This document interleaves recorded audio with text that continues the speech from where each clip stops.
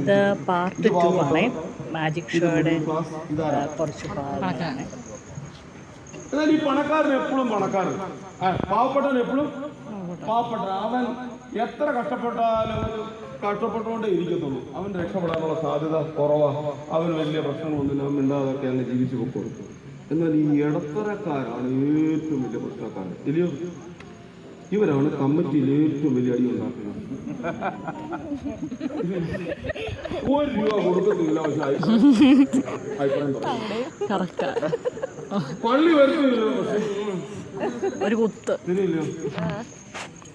എന്നാൽ ഈ ഇടത്തരക്കാർ കഴിഞ്ഞ് ഇതാരാണ് ഏറ്റവും പണക്കാരൻ. ഈ പണക്കാരന്റെ പ്രത്യേകത എന്ന് പറയുന്നത്, ഈ പണക്കാരൻ പള്ളിക്ക് കൊടുക്കുകയും ചെയ്യും, പക്ഷെ ഒരക്ഷ മിണ്ടത്തില്ല. എന്നാൽ ഞാൻ പറഞ്ഞതുപോലെ എവിടെ വെളിച്ചമുണ്ടോ അവിടെ ദൈവം തമ്പുരാൻ അനുഗ്രഹിക്കും. വെളിച്ചവും ഉപ്പുരസവും ഉള്ളിടത്ത് ദൈവം തമ്പുരാൻ നമ്മളോട് പറയുന്നത്, ആരുടെ ഉള്ളിൽ ഉപ്പുരസമുണ്ടോ അവിടെ വേർതിരിവില്ല, അവിടെ പണക്കാരനില്ല, അവിടെ പാവപ്പെട്ടവനില്ല, അവിടെ ദരിദ്രൻ